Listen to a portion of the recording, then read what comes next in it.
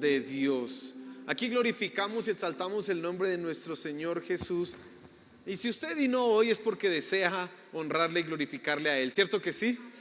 Bueno, quiero que busque por favor en su Biblia Hebreos capítulo 6. Busque por favor Hebreos capítulo 6. Ahora yo voy a leer un versículo, una parte de un versículo.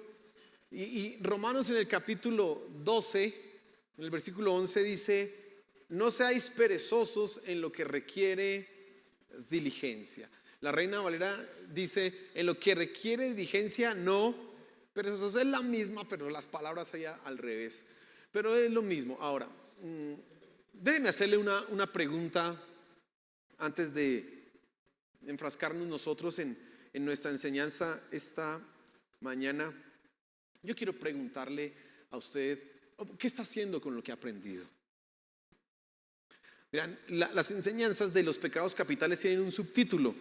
Bueno, este aquí no está, pero en el tema general, cuando lo vimos, la introducción decía: pecados capitales, un camino a la santidad. Es decir, nosotros estamos estudiando esto de los pecados capitales, no solamente para que sea información que se quede en tu mente, como cuando uno tiene una biblioteca gigante pero no ha leído libros. Usted conoce gente así, ¿no? Hay gente que tiene bibliotecas grandes para tomarse fotos y para decir que ha leído, pero no ha leído ninguno de esos libros. No, es más, hay bibliotecas que cuando usted va a mirar los apartamentos modelo o las casas modelo, tienen bibliotecas, y no va a mirar los libros y no son libros, sino solo es una ahí maderita, ahí están las calcomanías de parecieran muchos libros.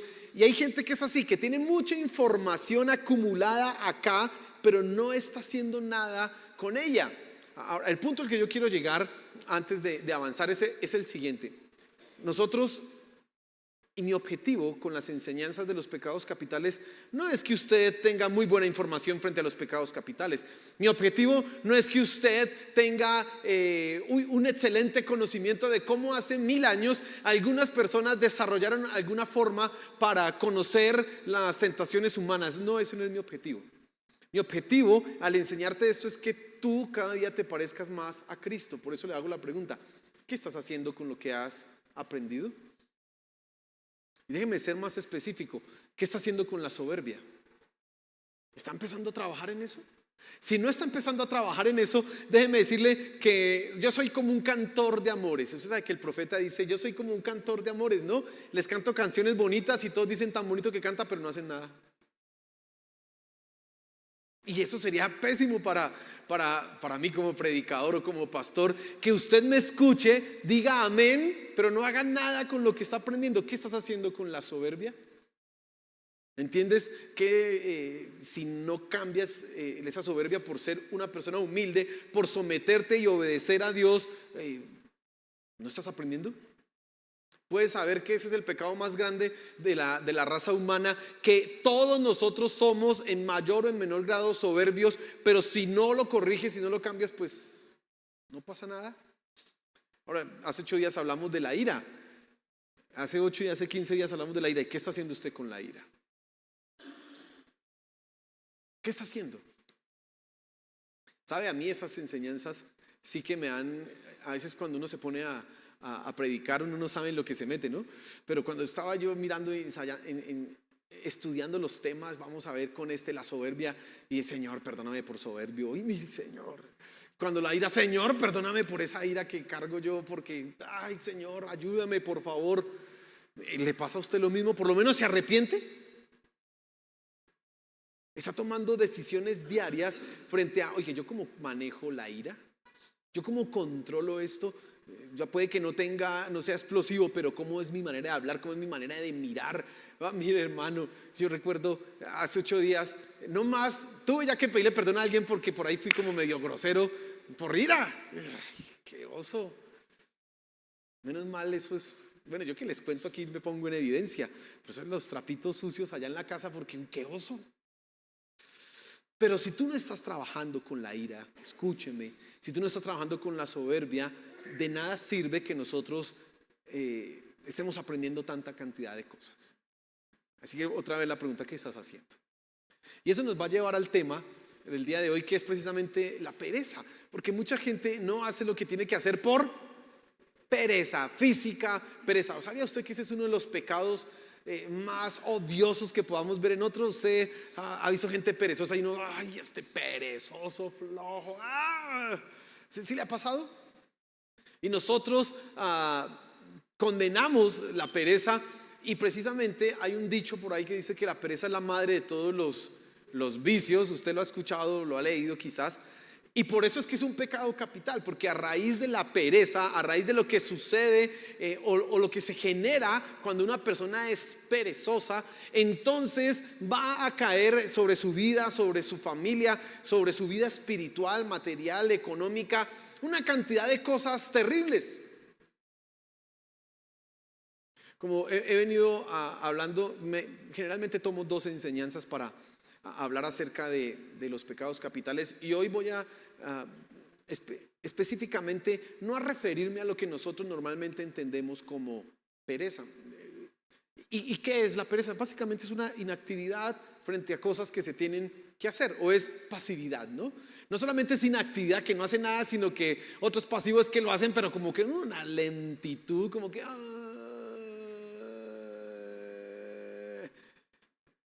dice por ahí, mi suegra dice, le pide permiso a una mano para mover la otra. Eso es pereza, ¿cierto? Eso es pereza, inactividad o pasividad. Pero ¿sabía usted que también procrastinar es pereza? La idea, y ese es un término técnico, pero es hacer todo a última hora. Dejar todo para que cuando ya están los límites, y entonces tenemos la tendencia de, tengo que hacer el trabajo, tengo que entregar tal informe, tengo que entregar tal cosa. ¿Cuándo es la fecha última? El 16 de octubre. Pues el 15 lo hago. Eso es muy de nosotros, ¿cierto? Eso es muy como de nuestra cultura. Hay gente en medio de nosotros que es muy eficiente. Mi esposa, por ejemplo, mi hermana, yo recuerdo Ana, mi hermana menor, ponían una tarea y se ponía a hacerla el día que se la dejaban, y yo decía, mi hermana sí, perdón la palabra que voy a usar, más sí que es boba, ¿no? En lugar de disfrutar.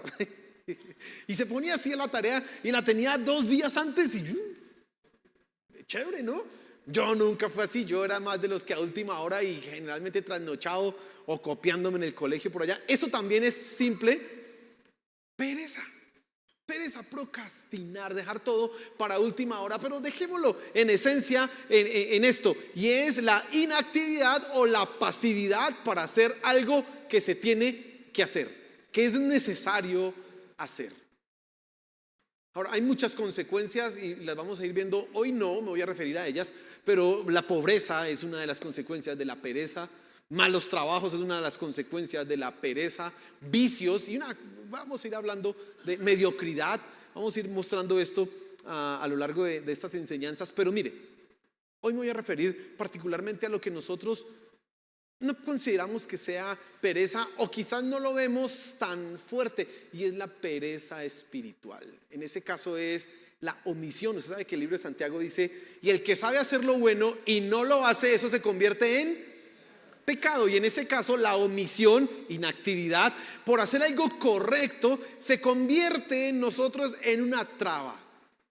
Vamos a leer ahora sí en la escritura, Hebreos capítulo 6. Y voy a leer desde el versículo 9 en adelante. Vamos a entender un poco el pasaje, y vamos a hacer algunas reflexiones frente a un tipo de pereza y quiero tratarla en primera instancia porque creo que es la más dañina para tu vida. Las otras pues tienen consecuencias, pero esta es muy dañina. Y dice el libro de Hebreos capítulo 6 versículo 9 en adelante, dice: pero en cuanto a vosotros, amados, aunque hablemos de esta manera, estamos persuadidos de las cosas que son mejores y que pertenecen a la salvación. Ahora, está hablando el autor del libro de Hebreos, versículos anteriores, está diciendo que es imposible que el que fue iluminado una vez y que degustó de los dones espirituales vuelva otra vez a ser iluminado, o más bien que caiga. Él dice, eso es imposible. Dice, porque el agua que moja la tierra y que hace crecer los cultivos no vuelve a llover para volver a ser mojado lo que ya está húmedo. No puede ser. Dice, básicamente es el razonamiento que está haciendo ahí el autor, y él ahora va a hablarle a los hebreos y les va a decir: pero en cuanto a ustedes, Aunque yo hable de esa manera, está diciendo, aunque pareciera que es imposible que los que fueron iluminados se recaigan, es imposible que vuelvan otra vez estas personas y que al descuidar lo que han hecho, vuelvan otra vez a ganar la fe, etcétera. Es imposible para ellos. Dice, en cuanto a ustedes, yo estoy persuadido de algo mejor. Ahora, ¿de qué es lo que él está persuadido? Mire lo que sigue el versículo 10. Porque Dios no es injusto como para olvidarse de vuestra obra y del amor que habéis mostrado hacia su nombre, habiendo servido y sirviendo aún a los santos. Es decir, esta gente, esta iglesia y estas personas, los lectores de esta carta, a quienes fue dirigida, son gente que ha servido a Dios. Dice, sirven y han servido y sirven aún a los santos. Han mostrado además amor hacia el nombre de Dios. La forma en que ellos muestran el amor hacia el nombre de Dios es cuando sirven a otros. Hagamos un pequeño paréntesis aquí antes de avanzar un poco más. Si tú dices que amas a Dios, tienes que servirle a otras personas. Si no, no amas a Dios. Santiago dice, Primera de Juan dice exactamente lo mismo. Dice, el que dice que ama a Dios y no ama a su hermano, pues es mentiroso. Porque el que no ama al que ve, ¿cómo puede amar al que no ve? Ese es el razonamiento que hace Primera de Juan allá en su carta. Y déjame decirte, nosotros en IVAC Central tenemos una idea. Tenemos una meta más bien. Más que una idea, es una meta. La meta es que tú de una u otra manera empieces a involucrarte en servir a otros. Hay ministerios o oportunidades de servicio que son esporádicas. Cuando vamos, por ejemplo, a llevar una ayuda social a algún lugar, eso lo hacemos una vez al año. Usted puede decir, yo quiero ir ese día, y es solo un día, ya. Y usted va a estar sirviendo.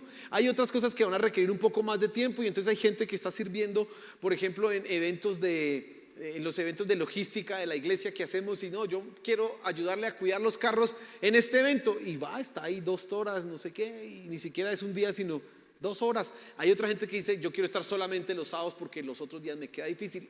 Es decir, tú puedes involucrarte a servir, y queremos que en IVAC Central todos sirvan, porque es la manera como tú muestras el amor a quién, a Dios. Ahora, cerremos ese paréntesis ahí, esa pequeña aplicación, pero mire lo que dice ahí, el versículo 11.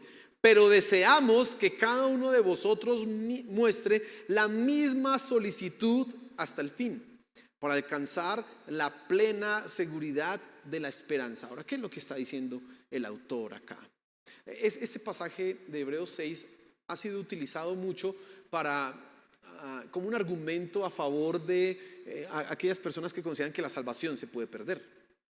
Porque precisamente parece que el lenguaje y el tono que usa el autor es como que si tú, por ejemplo, no haces lo que tienes que hacer, no vas a asegurar la esperanza a la cual has sido llamada. ¿Y cuál es la esperanza? La salvación.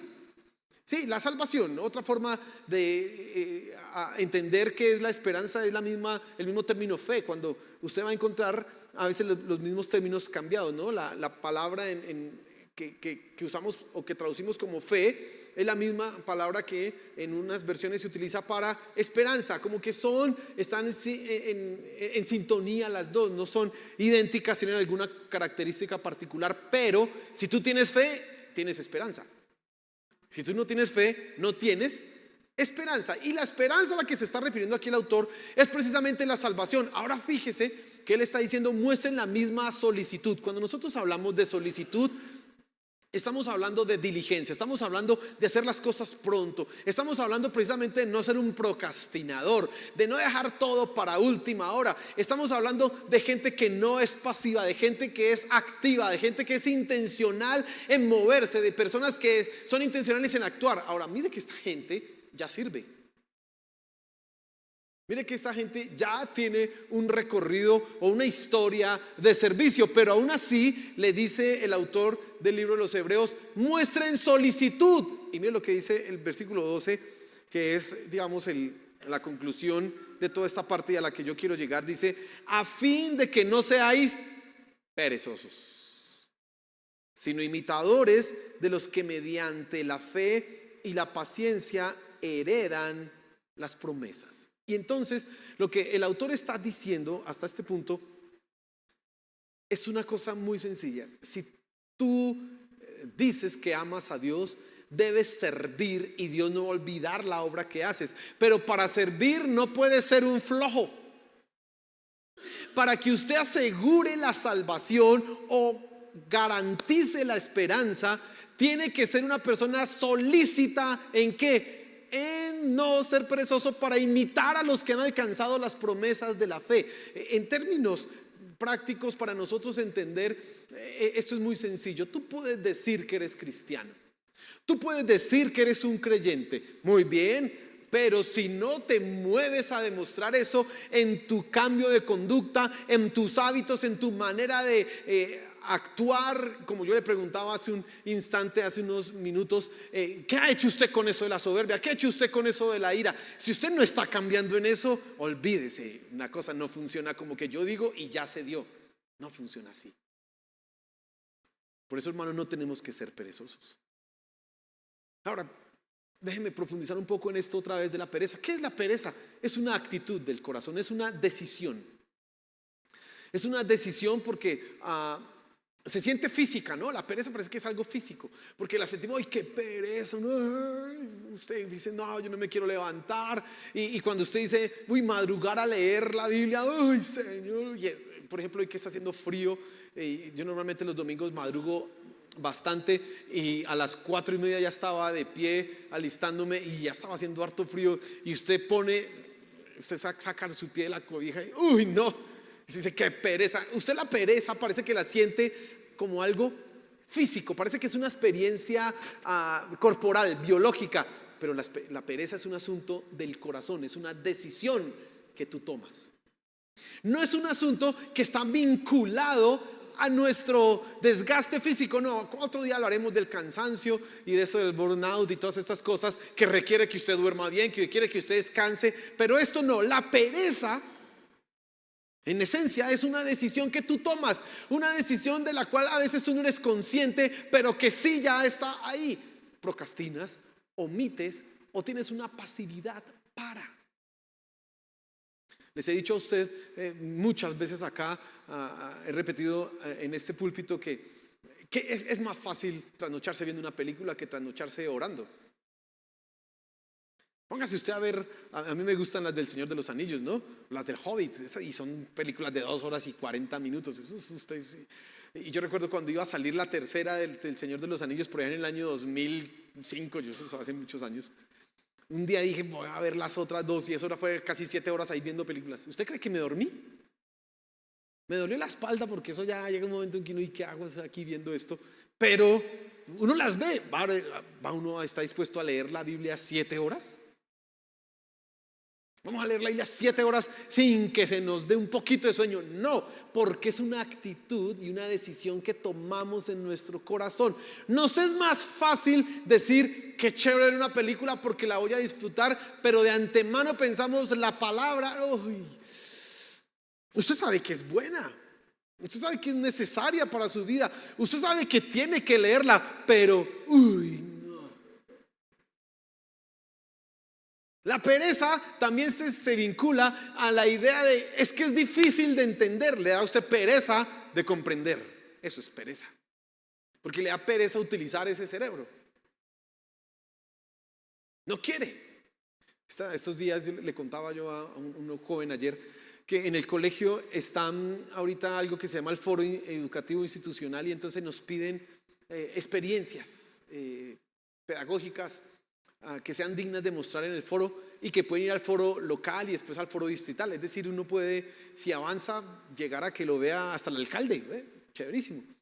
Y entonces el tema de las experiencias es ecosistemas digitales, así se llama.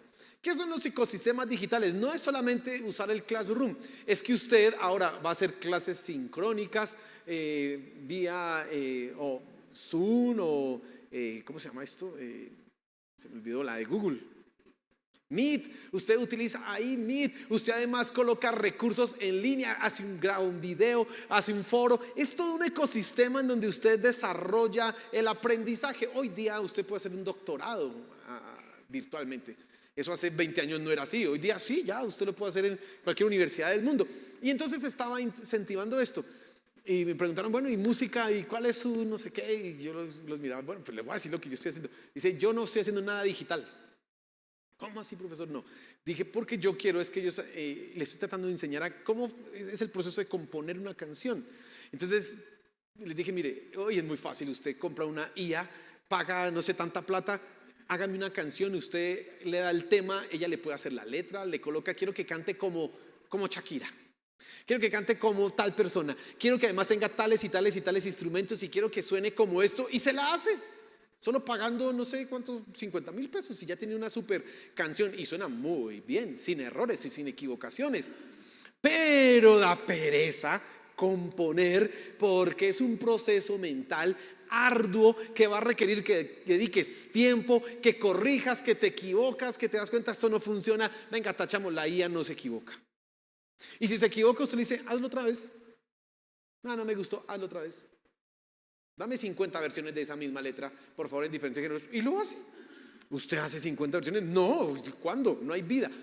Hay una pereza de pensar. Y entonces, volviendo al punto que estamos acá desarrollando, hay una decisión interna que tú haces para no leer la Biblia. Porque es que ¿quién entiende?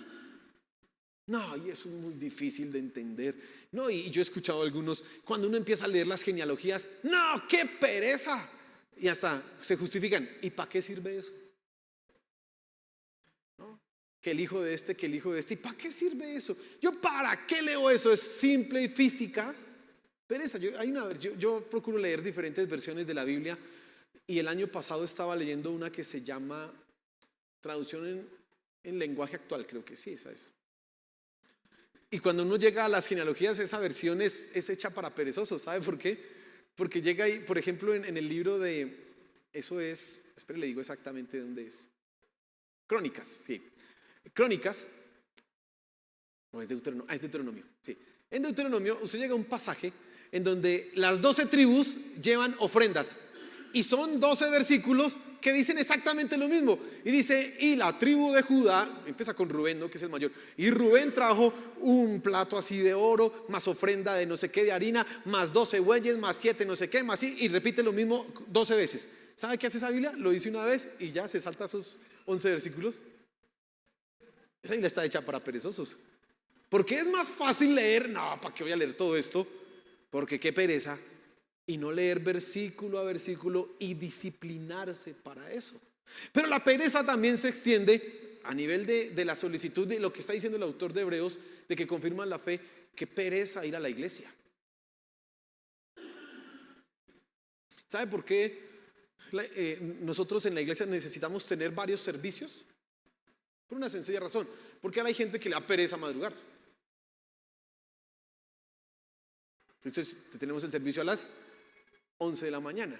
O tenemos el servicio a las 9:30. Al que le gusta madrugar, pues llegue a las 8.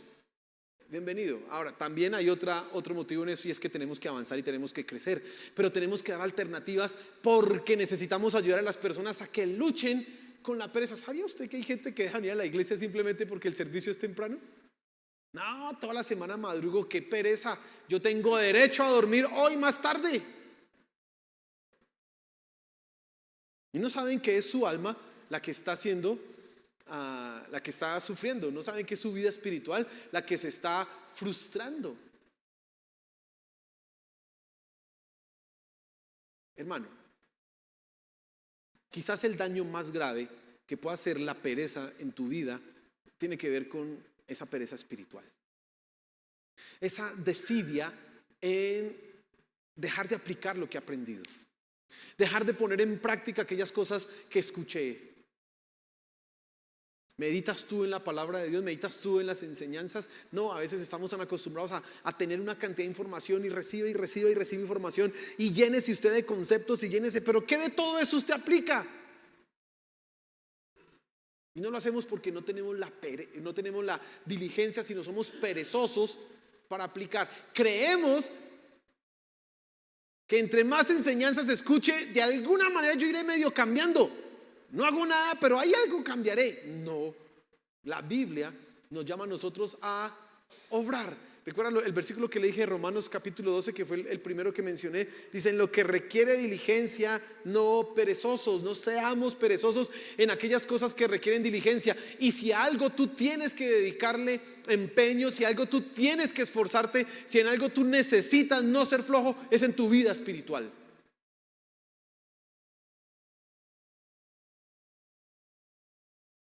Si tú eres una persona que no lee la Biblia, si tú eres una persona que no sirve, si eres una persona que no se congrega regularmente, si eres una persona que no ora el tiempo que requiere porque dices: estoy tremendamente ocupado, pastor, mire, estoy muy cansado, yo llego a mi casa del trabajo a las 9 de la noche después de 2 horas de Transmilenio, y al otro día tengo que levantarme a las 4 de la mañana para dejar el almuerzo hecho y además salir allá. Y entonces, pastor, usted no se imagina la vida. Hermano, no sea perezoso, madrugue más. Pero, pastor, no duermo. Pues, ¿qué es más importante? ¿Que vayas al cielo o que trabajes? ¿Qué es más importante? No le estoy diciendo que no trabaje. Por favor, sí trabaje. No sea perezoso. Tiene que trabajar, pero tiene que hacer todo. Mire, yo le cuento una experiencia. Como le digo, que se mete uno a predicar cosas que uno no sabe cómo lo va a meter Dios. Y yo estoy hablando de la pereza y sí que me he sentido pecador con eso. Porque hay muchas cosas que yo no hago con la diligencia que se requiere. Y más bien soy como la tendencia a ser procrastinador. Todo para última hora, a la última hora. Esa última hora algo saldrá y eso salimos. Esa es mi tendencia. Y eso es pereza, yo tengo que dejar de hacerlo. ¿Y sabe qué me he dado cuenta? Que entre más ocupado estoy yo, soy más productivo. Entonces por eso yo trabajo. Yo tengo 3 razones por las cuales yo trabajo. ¿Sí? Una de esas es precisamente porque si no me vuelvo perezoso, me vuelvo improductivo. Y por lo menos allá trabajando uno algo produce plata, por lo menos. Y no viendo series. A mí me gusta el ajedrez, jugando ajedrez, durmiendo más tarde, haciendo ejercicio.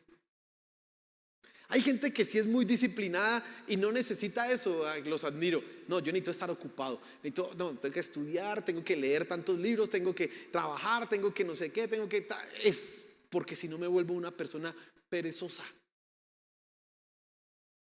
Y todos los días leo la Biblia y todos los días oro y todos los días medito y todos los días leo porque ando ocupado. Si me desocupo, me vuelvo flojo. ¿Tú qué vas a hacer, hermano? Ya hemos escuchado enseñanzas, usted ya ha escuchado algunas cosas importantes frente a lo que tiene que hacer con la soberbia, con la ira. ¿Qué va a hacer? ¿Cómo va a avanzar usted con eso? Ya tomó una decisión hoy, una acción que va a poner en práctica, ya la tomó. Si no voy a ser perezoso, a partir de mañana voy a empezar a leer la Biblia todos los días. Sí, pues no sea perezoso, esfuércese.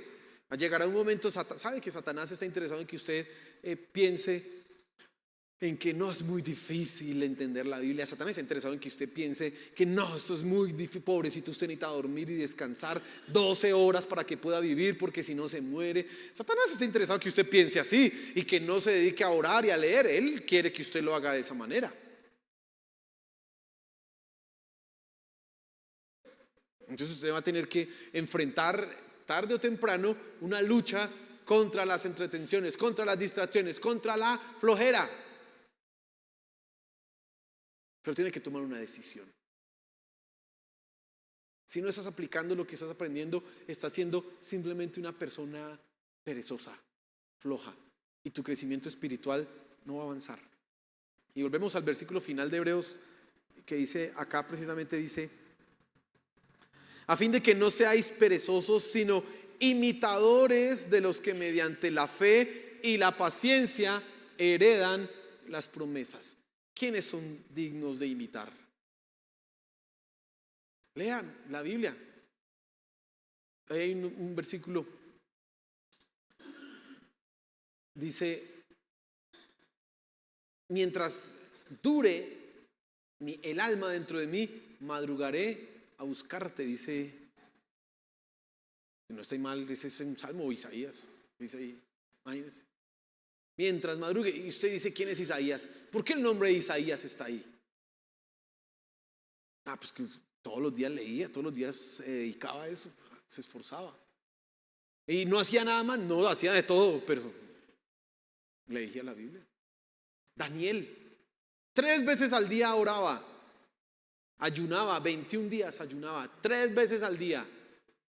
Conocía la escritura, conocía la ley. Y no trabajaba, claro que trabajaba, era esclavo, sí le tocaba trabajar más. Era uno de los esclavos allá para los babilonios y para los persas. Él fue un esclavo con ellos. No piense que era un rico que se la pasaba solo, iba a trabajar cuando quería. No, era un esclavo, tenía que cumplir muchas de esas funciones y tareas que no le gustan, pero sacaba el tiempo para lo que tenía que hacer. Y ahí está, Daniel, cómo lo admiramos, ¿no? Imítelo. Imítelo.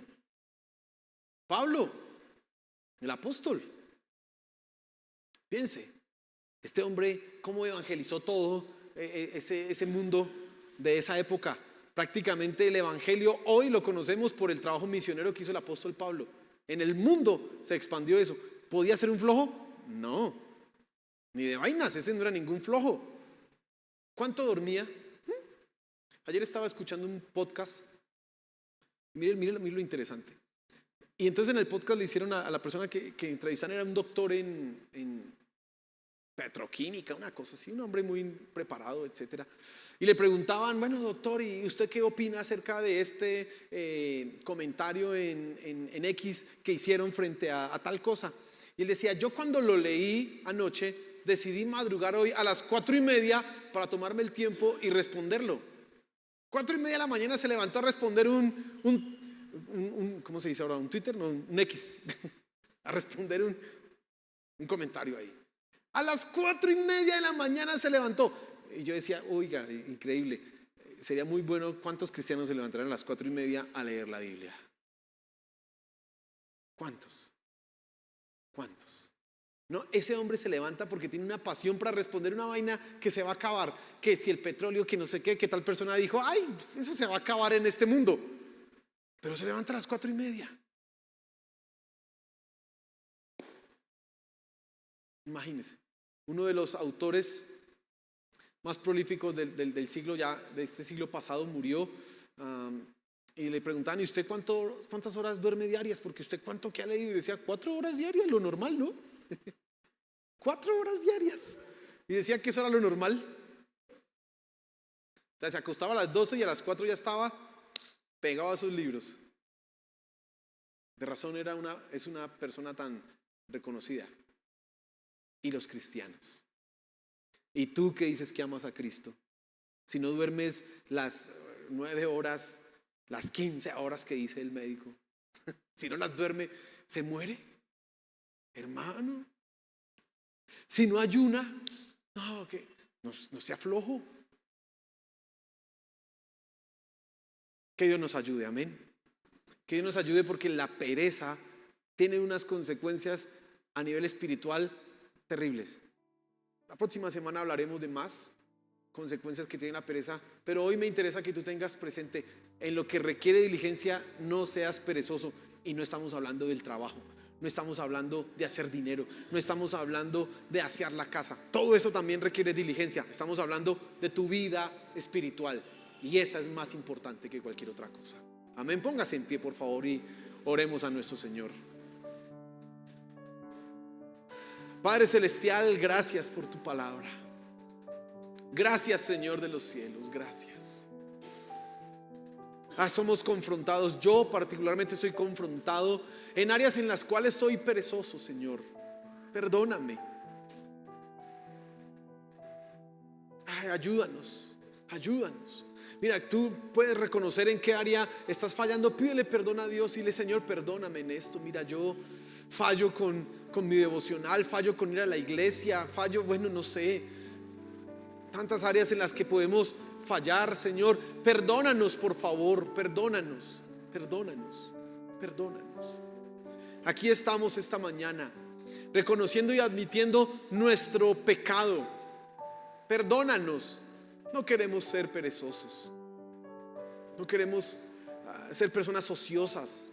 que desperdician el tiempo. No, ayúdanos, Señor de los cielos. A veces tenemos más pasión para el trabajo, más pasión para el mundo del entretenimiento y no para ti. Perdónanos por eso también.